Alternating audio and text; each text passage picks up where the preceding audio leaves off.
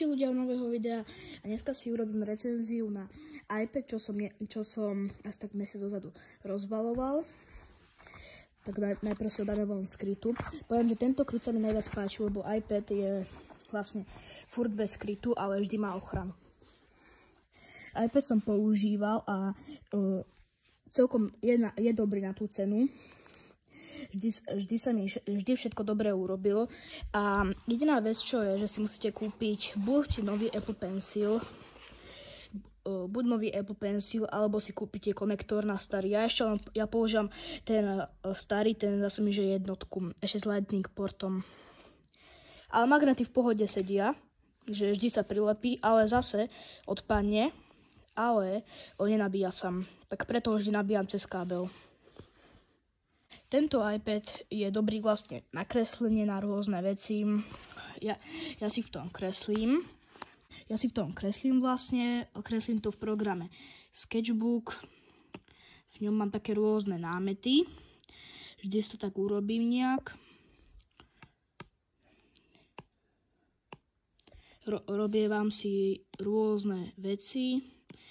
Toto je ešte dorobená, ale robím si také rôzne obrázky na tom, čo sa na tom kreslím. Skúšal som tento program, môžem ho dokonca ešte odporúčiť. Jedna vec, toto není platená spolupráca, kde by som to vôbec zohnal, ale viem si takto kreslivo, keď sa s tým zabavím aj na 3-4 hodiny. Je to úplne dobré na sledovanie YouTube videí a takto, lebo dá sa to sledovať v tom 4K. Je to strašne pekný obraz, vždy som sa na ňom zabavil a tento tablet aj dlho vydrží. Napríklad, viete sa na tom zahrať aj Roblox, ten teraz nebudem ukazovať, ale viete sa na tom zahrať Roblox. Napríklad aj Melon Playground, to je taká menej známa hra.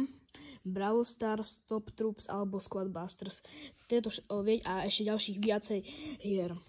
Lebo tým pádom, že iPad má veľké úložisko.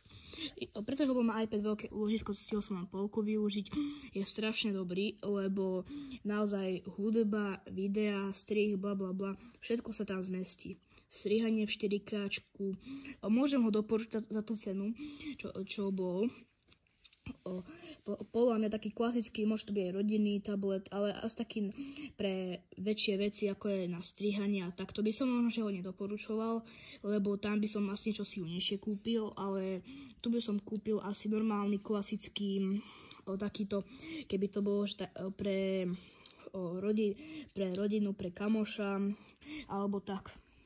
Vlastne celý tento iPad sa vyplatí v tej cenovej hodnote, záleží tam, kde ho nájdete, lebo dobré pripojenie, všetko tam vlastne môžete stiahnuť, čo chcete, pripojenie iCloudu, aktualizácie, úplne môžem ho doporučiť. Ešte raz hovorím, toto není platená spolupráca, nemám žiadnu spoluprácu. Takže môžem ho doporučiť ako užívateľ, používam ho, koľko to bude, asi už pomaly mesiac ho používam, a tak môžem ho doporučiť veľmi. Ešte ospravedlniť, že na videu je ten iPad trochu špinavý a sú tam chlpy, prepáčte, teraz PS na Plzne a chcem povedať len jednu vec, že prepáčte, lebo ten iPad používam teraz dosť aktívne, tak preto je taký trošku špinavý ten displej aj zozadu, tak preto prosím, aby ste to pochopili a prepáčte, že toto ešte zmienujem, ale prosím dajte like, odber a uvidíme sa u ďalšieho videa. Čaute.